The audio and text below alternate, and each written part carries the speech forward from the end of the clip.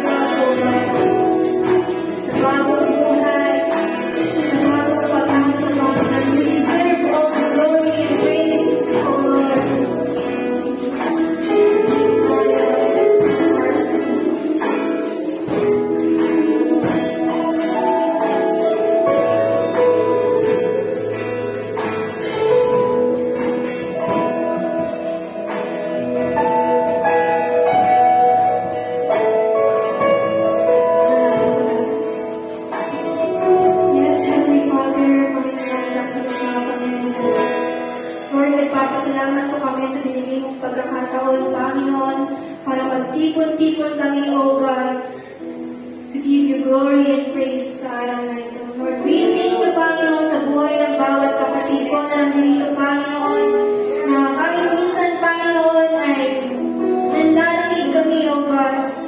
Patuloy mo pa rin kami pinibless. Patuloy ka pa rin, Panginoon. Pinaglalaban mo rin, Panginoon, ang aming faith. Lord, we thank you, Panginoon, na hindi mo kami pinapabayaan, Panginoon. At unti-unti kami bumabalik, Panginoon, kahit nasa panahon na hindi namin sinasadyang kalimutan ka, O God. Sa mga panahon, Panginoon, na inuulan kami ng pagsubok, Panginoon, gagawin namin pa ang panalangin. And as we grow deeper, Panginoon, in our faith, we declare, Panginoon, na wala kaming ibang tunay na Diyos kundi Ikaw lang. And Lord, we pray, Panginoon, na bigyan po kami ng puso at isipang bukas, Panginoon, nang sa gayon ay maintindihan po namin, Panginoon, at maisabuhay po namin, Panginoon, ang message na mag-share sa araw na ito. At makita po ng ibang tao sa aming pamumuhay your goodness, Panginoon, na makikita sa aming lifestyle, Panginoon. And Lord, we pray, Panginoon, sa mga kapatid namin na hindi man nakadalog at patuloy mo silang gagayin, Panginoon. And Lord, ito po ang aming pagkakas. In the name of Jesus.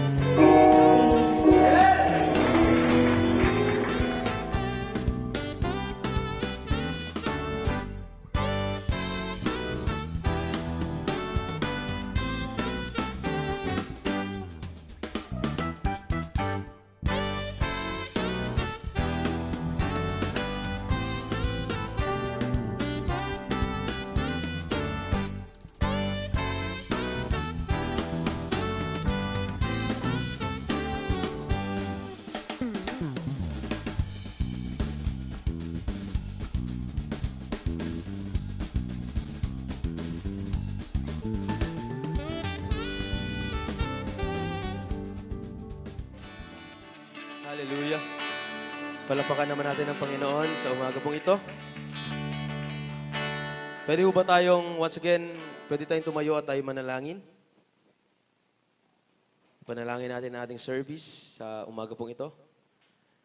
Yes, Heavenly Father, O God, maraming salamat sa pagkakataon muli, O Diyos, na kami po ay tinipon sa lugar po na ito, Panginoon, upang kami po ay makaparinig, mga kapatiran makaparinig ng iyong mga salita, Lord God, at siyang magbigay ng kalakasan, karunungan, katalinuhan, understanding po sa iyong salita, Panginoon. Nawa na makilala ka pa namin sa aming mga buhay, O Diyos, at dalangin ko po na patuloy na pagpapala sa bawat buhay po ng mga narito ngayon at sa mga kapatiran namin na wala pa po ngayon o hindi po makaka-join dahil po sa season po ng aming time, Lord God, na mayroong mga sakit o mayroong mga agendas na kailangan nilang gawin, Panginoon Diyos, Lord. I-bless niyo pa rin po sila, Panginoon, at hayaan mo, O God, na ikaw po yung maghari sa bawat buhay po ng bawat isa sa araw po na ito, O God. Magturo ka ng iyong mga salita, Lord. In Jesus' name, Amen. Amen. Sige, palapakan natin ang Panginoon. Once again, thank you. Salamat, Brother Christian. God bless you.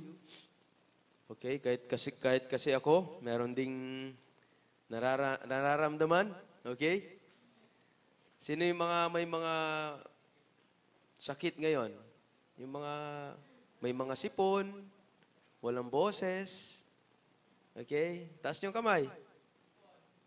Amen. Sige, talagang hindi ko alam. Season siguro ngayon, ano? Nang may mga sakit. Lema. Yan, so. Pero praise God at patuloy pa rin tayo. Fight the good fight of faith. Amen? Yun yung ating pag-uusapan sa umaga pong ito. Amen? Sino nandito last week? Taas ang kamay. Gaya nga ng opening kanina, ano po yung ating last topic? Last Sunday? How to be successful daw, sabi ni Kuya Job. Hindi, don't Stop being a baby or don't remain a baby Christian.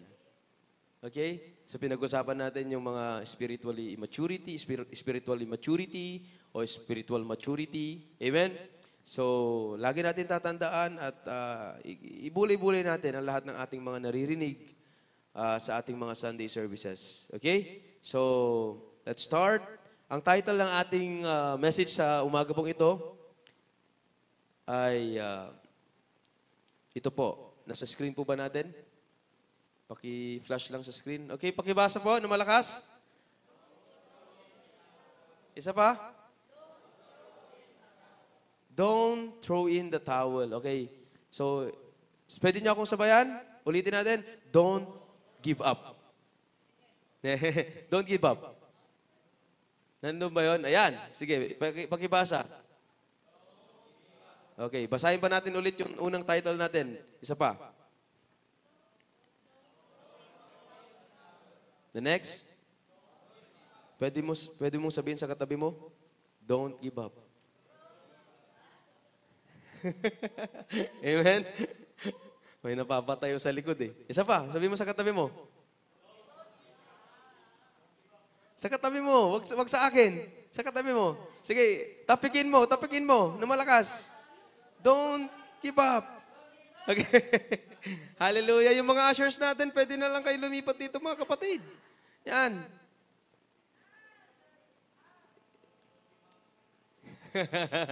Amen? So, hayaan lang muna natin yung mga empty chairs dito. Amen? Nandito naman yung Panginoon eh. Hallelujah? So, don't throw in the towel. Ibig sabihin, to throw in the towel means to concede defeat. Okay? No? To give up. To give up the fight. It is a boxing term. Alright? When the towel of a fighter is thrown into the ring, no, yung coach niya or yung support team, yun na yung nagsisignal na ititigil na yung laban. Okay? Sino mga mahilig sa boxing? Sino mga nanonood ng boxing? Pakitaas ang kamay. Okay? Amen? So, sa boxing kasi, yun yung term nila.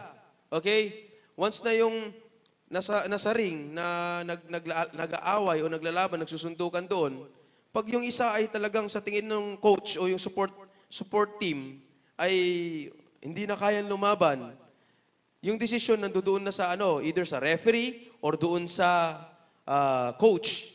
Kung talaga nakikita niya yung alaga niya, yung tinuturuan niya talagang hirap na sa buhay, sa bugbog na, okay? Ibulang na yung towel. Itapon niya yung towel sa loob para itigil na yung laban. Naintindihan natin? Yun yung term nung ating title ngayon. Okay, para mas maintindihan pa natin. No? Pero sa Christianity, mga kapatid, compare natin sa boxing, no? Tayo dito, mga Christian, huwag tayong give up na kahit anong hirap na natin sa buhay, pinagdadaanan sa buhay, kahit anong bugbog na ng kaaway sa atin. Amen? No? Kahit anong mga hirap, circumstances sa buhay. Ano sabi doon? Pakibasa? Okay? So, don't throw the towel. No? Don't give up. Don't give up the fight kasi araw-araw na mayroon tayong laban. Nasa war tayo araw-araw. Pag-gising natin, nasa war tayo, mga kapatid. Okay? No? Praise God. Pag-gising natin is puno-puno tayo ng kasiyahan, peace. Pero most of the time, pag-gising natin, isipin natin yung mga pinagdadaanan natin sa buhay. Tama, mali? Di ba? Anya mga tatikanokon. Anya mga tatipakang ko, dagiti anak ko. Di ba? Anya mga dagiti problema nga ma-experience ko dating aldawan. Di ba? Most of the time, ganun yung mga experiences natin sa buhay. Amen? Praise God nga lang kung pagising natin sa umaga, ay, ang sarap. Di ba? Pero siguro sa isang buwan, 1-2 beses lang yun sa reality. Di ba? Tapos yung kamay, kung may mga ganong experience na 2, 3, 1 linggo kang may peace. May ganun ba tayo? No? Pero yung 3/4 noon ay pagising sa umaga, panay na pagsubok sa buhay, pagising pa lang, no, parang ang bigat-bigat na ng ating mga dala-dala sa buhay, lalong-lalo na yung may mga pamilya na rin, okay? May mga anak, no? May mga inaanak. Malapit nang mag-December. Okay? So, naintindihan natin, minsan pa nga tell the person next to you, don't give up. Lakasan mo, tapikin mo na malakas, kapatid. Sige, lakasan mo.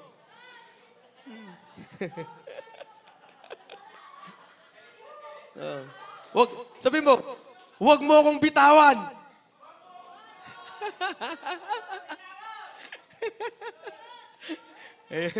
Oy, hallelujah. Okay, so, ang ating verse ngayon sa umaga pong ito nasa unang Timoteo, chapter 6, verse 12. 1 Timothy, chapter 6, verse 12. Tayo-tayo lang rin naman, di magkwentuhan tayo. Amen?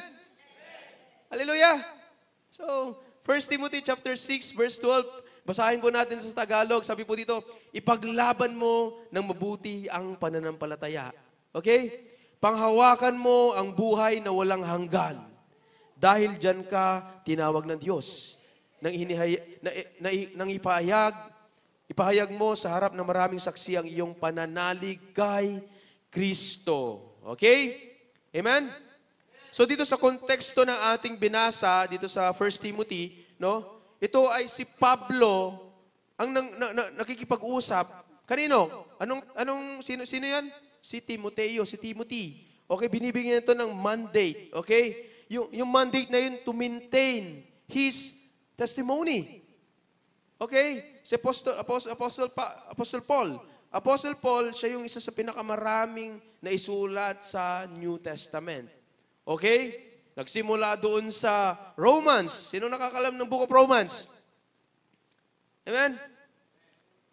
Parang walang nakakalam ng Book of Romans. Hindi ata tayo nagbabasa ng salita ng Panginoon, ng Bible. Kamusta yung Bible natin? Nayamag na. Okay, sino nakakalam ng Book of Romans? Okay? 1 Corinthians, 2 Corinthians.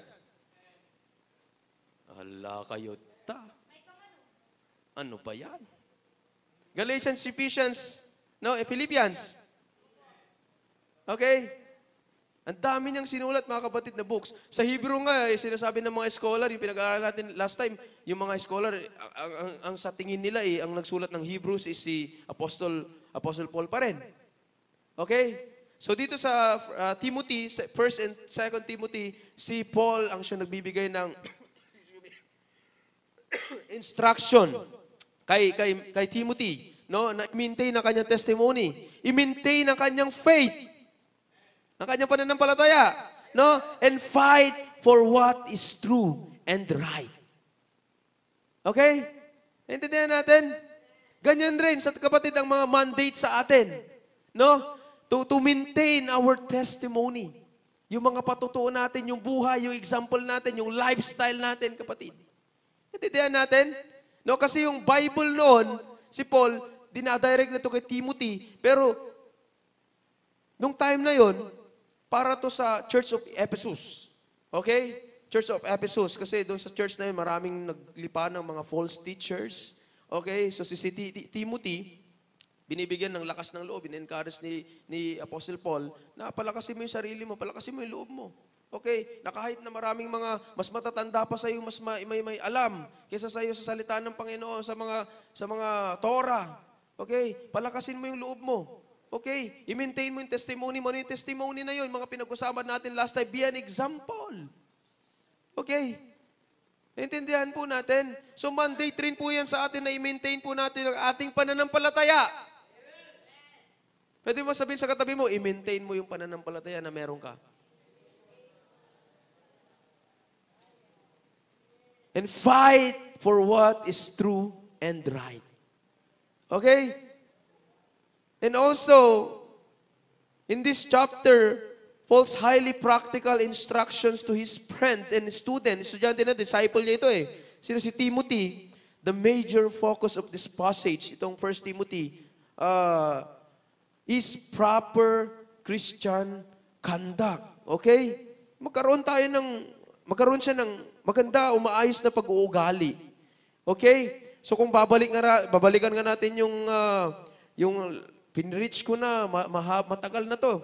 Matagal na. Naging series nga ito eh. Yung Be an Example. Sino nakakaalala nun? Taas yung kamay.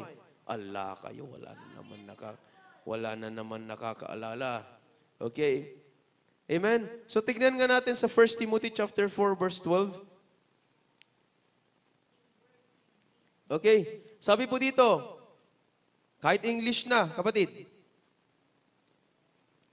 Okay, sabi po doon, let no man despise the youth, but be thou an example of the believers. Believers yung mga naniniwala, yung mga Christians, yung mga mananampalataya. Ano yun? In word. Okay? In word. Haan nga di pasmadong ang iiwat. Okay?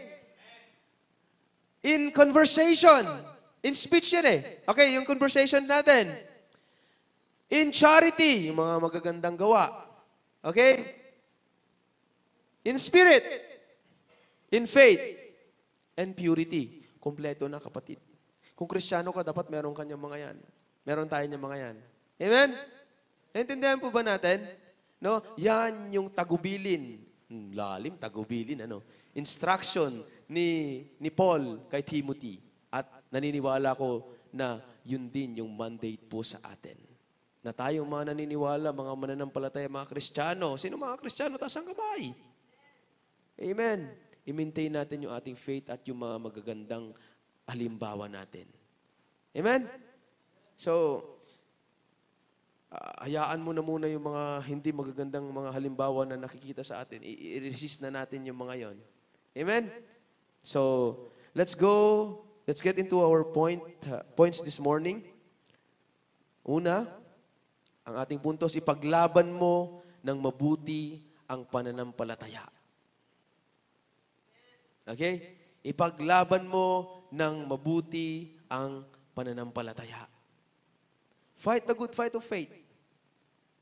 Fight the good fight of faith. Sabi ni Paul sa 2 Timothy chapter 4 verse 7, sabi po niya doon, pinagbuti ko ang aking pagkikipaglaban. Natapos ko na ang dapat kong takbuhin at nananatili akong tapat sa pananampalataya. Si Apostle Paul yan. Okay? Before, nagpipersecute yan ng mga Kristiyano. Sino nakakaalam na history ni Apostle Paul? Bago pa siya maging Apostle Paul, siya si Saul. Okay? Okay? Naintindihan po natin? Papunta nga siya sa isang lugar Nabulag siya. No? Hinarang siya ni Lord. Di ba? The road to Damascus. Naalala natin yung kwentong yon? No? Anong gagawin niya doon sa Damascus? I-persecute yung mga naniniwala kay Kristo. Kasi sa panahon na yun, wala pang Christian, followers of Christ ang tawag sa kanila. Okay? Yung mga followers ni Jesus, ipipersecute nila. Ipipersecute niya mismo. Pero nangusap sa kanya yung Panginoon. Okay? Talagang meron siyang calling. Sabi mo sa katabi mo, meron kang calling. Oray natangkan tayo ulong. Meron kang calling. Okay? Merong pagkatawag sa iyo, kapatid. Amen? No? Grabe yung mga nangyari kay Apostle Paul. No? Grabe yung faith niya. Binugbog, nasiraan ng barko, binagbababato-bato. Ang daming mga experiences sa buhay. Naintindihan natin, mga kapatid. No? So, napakaganda yung mga advices ni Apostle Paul kay Timothy. Timothy is a young followers of Christ. Okay? Naintindihan po natin, bata pa na naniniwala at sumusunod sa ating Panginoon. Amen? So sabi dun, fight the good fight of faith. Involves running from sin. Yan ang ibig sabihin. Okay? Fighting the good fight of faith, ibig sabihin, it involves running from sin. Okay? And pursuing things such as righteousness, yung katuwiran. Diba? Or godliness, yung pagiging makadiyos. Hindi natin, faith and love. Endurance. Okay? Yung pagtitiis. Kasi sa laban, kailangan mo magtiis. Kahit na nahirapan ka na, kapatid. Kahit nabugbog na tayo ng hirap ng buhay dito sa mundong ito. Magtiis ka, kapatid. Alright? Pagtiisan natin lahat ng mga pagsubok natin sa buhay kasi darating yung time na doon sa langit, wala na tayong maramdaman na problema. Okay? Lagi natin yan na naririnig sa church, sa mga Bible studies, o mga nababasa natin sa Bible, o sa mga preaching na ating mga napapakinggan from YouTube. Okay? So, fight the good fight of faith, church. No? Lumaban ka. Okay? Lumaban ka. Labanan mo yung gustong gawin ng kaaway sa'yo, sa atin, araw-araw. Amen? Pag pinaglalaban natin ang ating pananampalataya, ibig sabihin, pinagkakatiwala natin ang lahat sa Panginoon. Okay? Na kahit na anong mangyari, hindi tayo susuko sa pananampalataya na yung Diyos din ang nagbigay sa atin. Amen? 2 Chronicles chapter 15 verse 7. But as for you, be strong and pakibasa? But as for you, be strong and do not give up, for your work will be rewarded. Okay? Ano yung mga rewards na yun? Blessings. Promises ng Panginoon. Okay? Hindi mo man ma-experience ito sa mundong ito. Experience mo man hanggang tayo ay mawala na sa mundong ito eh. Doon naman sa langit, yung reward niya nasa atin. Good and faithful. Ano yan? Ang sarap pakinggan nun pag yung ating Panginoong Hesukristo ang siyang nagsabi sa atin nun, ano? Amen? Naintindihan natin? Pero in reality, mga kapatid, maraming mga Kristiyano talaga ang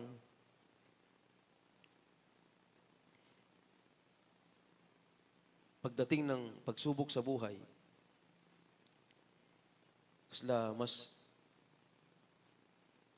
naibabaon pa. Hindi kinakaya yung mga pagsubok, pinagdadaanan sa buhay. Amen? Kaya alam mo kapatid, napaka-importante ng salita ng Panginoon sa atin.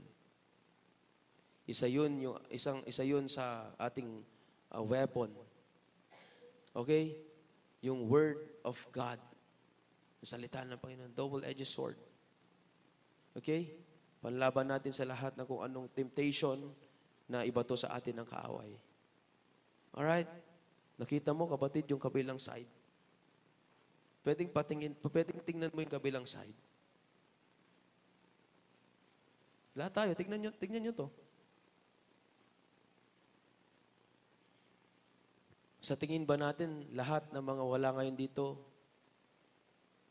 nilabanan nila yung mga problema nila sa buhay? In reality, mga iba, mga talunan. Wala naman sila kidi dito ah. Kaya, di ba? Naman yung ibig sabihin? No? Pero yung mga nandito ngayon, patuloy na lumalaban. Hindi pa patinag. Kahit na papilay-pilay, paakyat dyan. Kahit inuubo. Kahit sinisipon. Kahit masakit yung ulo. Kahit inaantok. Kahit alas 2 na natulog, alas 3 na natulog. Na kahit may problema, pinansyal, na kahit may problema sa kanyang relasyon, sa kanyang partner, nandito pa rin patuloy na lumalaban.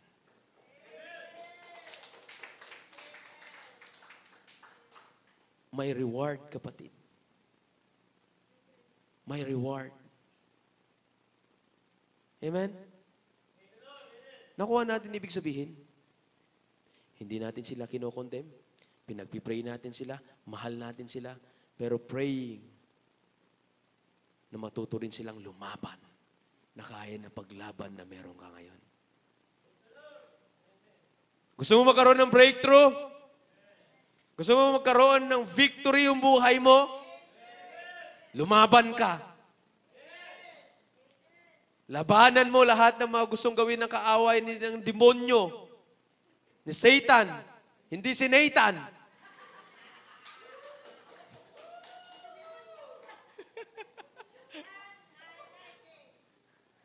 I like it, kano? Amen. Not Nathan, si Satan. Intindihan natin, mga kapatid. No? Sabihin mo sa katabi mo, huwag kang sumuko. Sabihin mo rin yung mga nandoon na kahit wala sila. Sabihin mo sa kanila, huwag kayong sumuko. Next Sunday, pumunta kayo lahat. Kasi ang ganda ng paalala sa atin, fight the good fight of faith. Okay? Naintindihan natin. Alam mo kapatid, lahat tayo nasa labanan, nasa race. Okay? Nasa race tayo lahat. Na kahit na matumba ka, na kahit na mahirapan ka, yung mga iba, hindi na talaga makatakbo, no? Pilitin mong matapos yung race na yon. Naintindihan natin?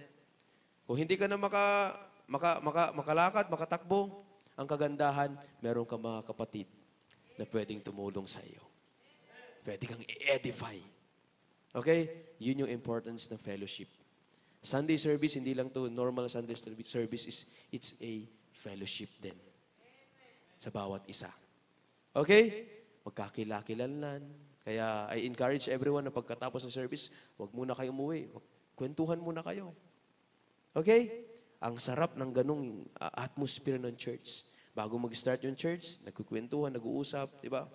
Di ba? Wag muna mag-utangan. Wag muna. Wag muna. Okay? Mamayang gabi na lang. Okay? Nakuha natin ibig sabihin? Nasa church, fellowship tayo, kwentuhan tayo, magpalakasan tayo, magmahalan tayo bilang magkakapatid kay Kristo. Okay lang po ba yan? Sabi mo nga sa katabi mo, mahal kita gaya ng pagmamahal ni Kristo sa'yo.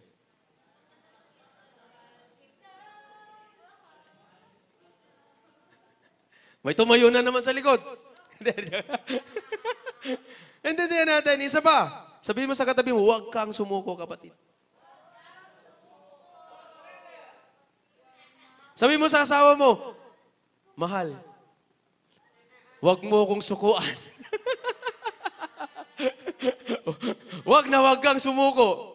Okay? To fight the good fight of faith, you must maintain a godly character. Okay? Kasama yan ng lahat ng mga magagandang mga karakter o mga pag-uugali na meron tayo. Kasi kung meron kang mga magagandang karakter, meron kang mga nature na natutunan mo from the Lord, hindi ka susuko, kapatid. Diba? Hindi ka susuko. Amen? Ang dami ko ng testimony. May mga testimony na rin ako na gusto kong magpunta ng Kuwait. Okay? Sino mga may testimony na rin na gustong magpunta ng Kuwait? Diba? Marami ng experiences sa buhay. Okay? Pero sa kabutihan ng Diyos, pinapaalala niya sa atin, His grace is enough for us. Okay? Wala na yung cross natin nasa likuran eh. Magandang illustration sana. Yung cross, anong purpose ng cross? Okay?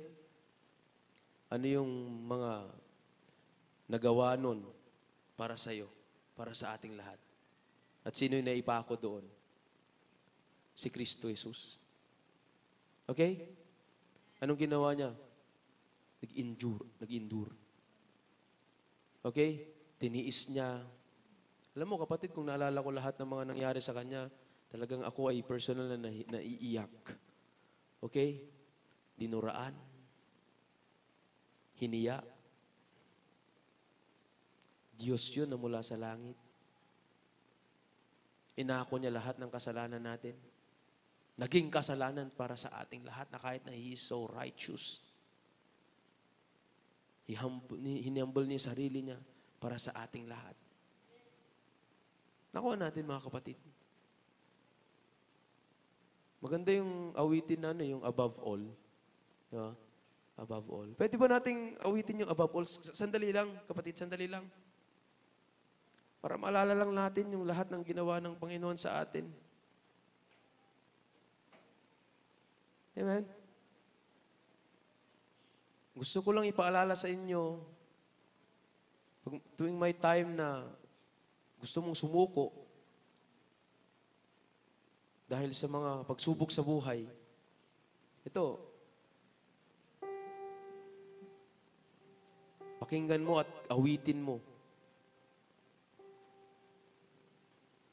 yung mga nangyari kay Kristo.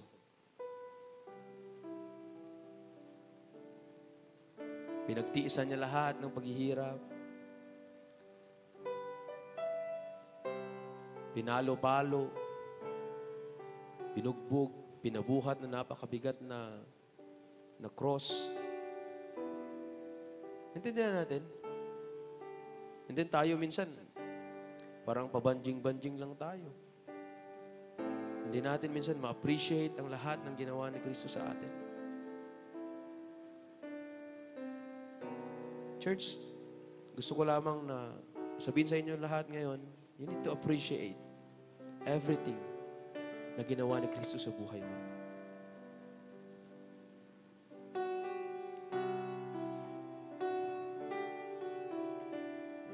Pwedeng pa-flash ng lyrics?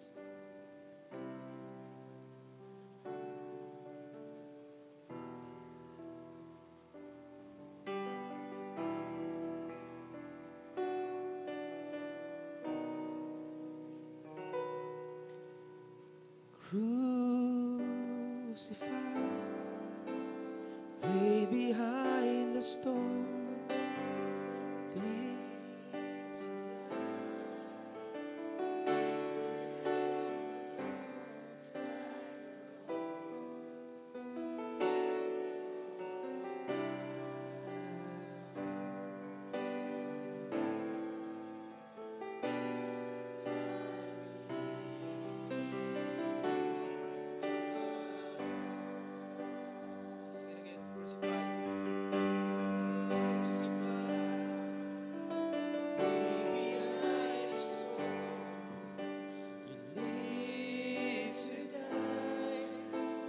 rejected and alone, like a rose, trampled on the ground.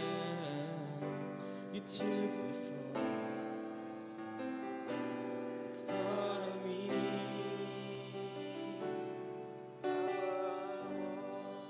Sing it again one more time. Crucified. Crucified,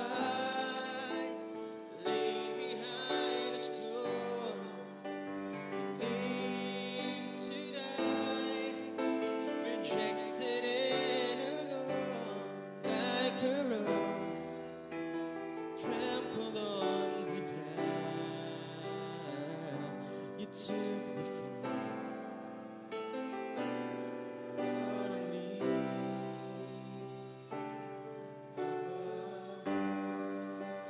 Sing like a rose. Like a rose, trampled on the ground. You took the fall, and thought of me, thought of you, thought of me. Above all, like a rose, like a rose, trampled on the ground. You took the fall and thought of me above all. Kapatid, sa lahat ng hirap na yun, sino inisip niya? Sabi mo, ako. Lahat ng mga ginawa niya, para kanino? Para sa akin. Ganun kabuti ang ating Panginoon. Ganun kaawa, kaawain ang ating Panginoong Jesucristo. Ganun tayo kamahal ng ating Ama na nasa langit. That He gave His only begotten Son, that whosoever believe in Him shall not perish but have eternal buhay. Buhay. Buhay na walang hanggan, kapatid. Panghawakan mo na mabuti ang buhay na walang hanggan. Take hold of eternal life. Okay? Hawakan mo na mabuti. Hawakan mo na mabuti. Huwag na huwag kang bibitaw, kapatid. Nakuha mo? Nakuha natin? Take hold of eternal life.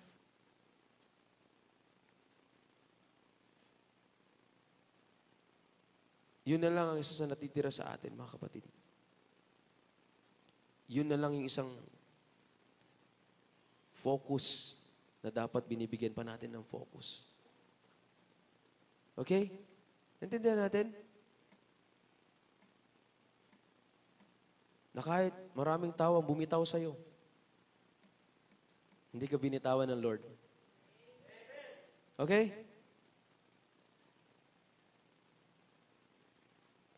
Ang resulta ng lahat ay walang hanggang buhay kasama si Lord. At isa pang ibig sabihin niyang take hold of eternal life is to live by the promises of God. Okay? Yung mga kapangakuan ng ating Panginoon, the greatest promises of all is the forgiveness of our sins and peace with God. And what? The eternal life. Nakuha natin?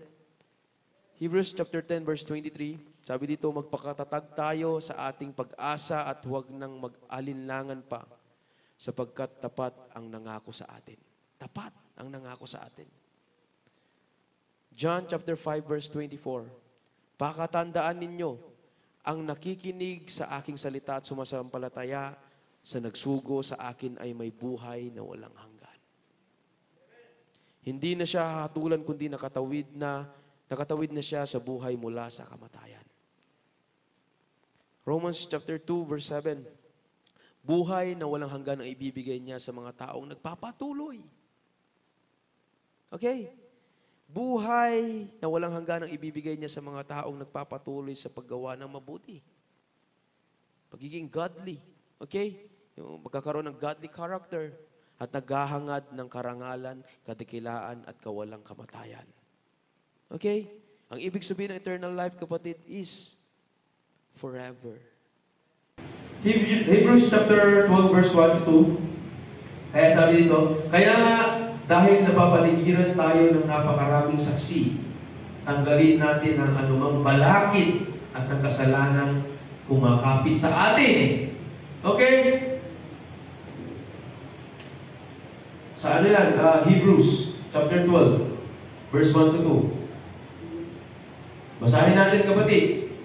Sabi ito, kaya nga, dahil napapaligiran kayo tayo ng napakaraming saksi, tanggalin natin ang anumang balakid at ang kasalanan kumakapit sa atin. Buong tiyaga tayong tumakbo sa takbuhang nasa ating harapan. Okay? Verse 2, ituon natin ang ating paningin. Kanino? Sa Kanya na nakasalalay ang ating pananampalataya mula simula hanggang katapusan. Dahil sa kagalakang naghihintay sa Kanya, hindi niya inalintana ang kahihiyan at pagkamatay sa krus. At siya ngayon nakaupo sa kanan ng trono ng Diyos. Amen. Alisin natin lahat ng barakid, mga kapatid. Ano yun? Yung mga kasalanan. Yung mga hindrances. Yung mga boundaries, yung mga wall na tayo rin naglagay. Okay? Hayaan natin na gumalaw yung Panginoon sa atin. I-release natin ang lahat sa Kanya. Okay? Yung buhay natin, surrender natin ang lahat. Yung isip, yung ating kaluluwa, yung ating lahat ng kung ano meron po tayo, mga kapatid. Because belongs to the Lord. Okay? Nandiyan natin. Pwede ba tayo tumayo, mga kapatid? And as we pray, pwede kong tawagin yung mag-play ng keyboard ko dito. Isa pa, kapatid, sabihin mo sa katabi mo, don't give up the fight. Don't give up the fight. Don't give up the fight. Don't give up the fight. Okay? Sa mga katabi mong naantok, don't give up. Mamaya ka na matulog.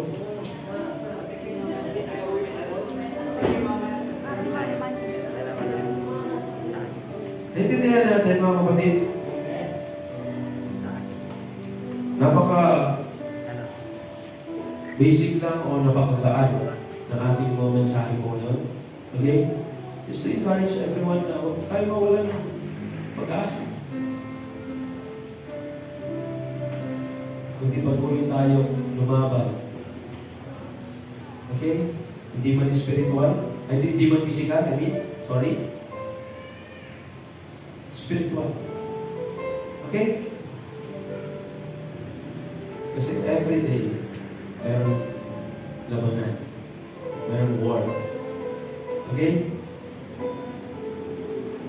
Mayroong mga pagsubok sa buhay. Christians, hindi yan exempted sa problema. Okay? Hindi ka exempted sa problema. Lahat tayo makaka-experience ng pagsubok sa buhay. Pero, don't throw in the towel. Don't give up. Okay? Huwag kang magpakunsi. Okay? Win the battle, church. Pwede mo sabihin? Win the battle. Win the battle. Win the battle. Okay? And nire-remind sa atin ng Panginoon lahat ng kanyang mga ginawa sa ating mga buhay. Like a rose trampled on the ground, He took the fall. No? In thought of me. In thought of you. Abang ko. Masakit kaya ng mga pako sa krus ng 3 araw. Tama no? Ang sakit kaya mapako sa krus.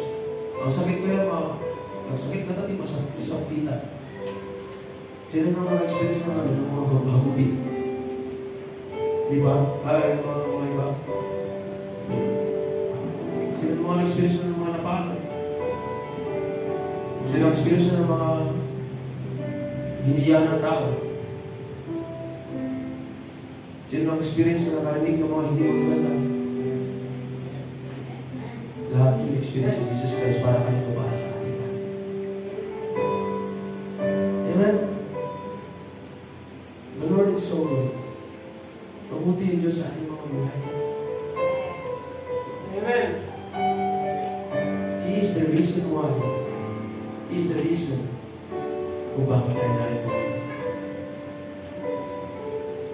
Amen? Siya yung rason, kapatid, kung bakit tayo narito. Siya yung rason kung bakit tayo nangalikas. Kaya patuloy tayo lumapit sa Kanya. Patuloy natin ibigay ang lahat sa atin. Patuloy natin surrender ang lahat sa Diyos. Umawag tayo sa lahat ng kapangakuan ng Panginoon. There is 8,810 na promises sa Bible. From Old and New Testament. Okay? But the greatest promise is the forgiveness of our sins. Pinatawad ka ba ng Panginoon sa pagkakasala? Amen. Inialis ka ba niya doon sa kaputikan na inilagay sa matibay na bato? Amen.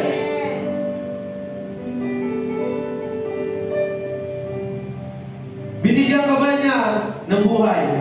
Amen. Yung buhay na walang hanggan na yung panghawakan mo na tayo ay mawalan ng hininga dito sa mundo ito. Amen. Ano? In reality, church, mawawala tayo dito sa mundo ito. Reality. Si Brother Nathan, hindi natin alam paglabas dyan, baka mawala. Yun yung realidad. Nawa niya, hindi ko kayo tinatakot. But this is the reality, church. Kaya kung may pagkakataon ka pa, if there's anything na nariyan sa puso mo that you need to be repentant, just repent to the Lord. Amen. Today is the day of salvation. Yes. Tomorrow is the promise. Later on, baka mawala si Brother Nathan. Hindi ako natatakot.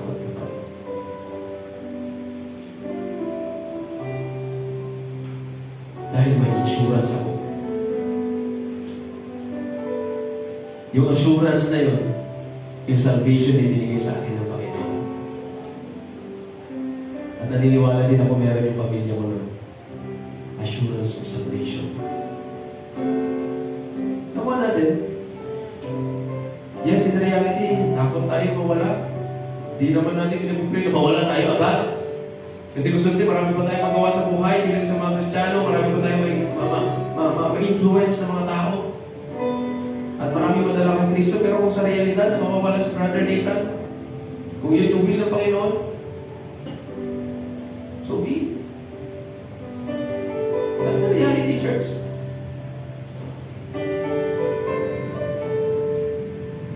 I'm not afraid. Hindi ako natatakot, kapatid. And do the will of God. Do the will of God. Awa natin, mga kapatid. Gawin natin yung kalooban ng Panginoon. Not thy will, but thy will. Not your will, but His will be done in our lives. Amen? Pwede ba natin gawin din bago tayo mag-pray, closing prayer, yung chorus ng crucify, yung above all?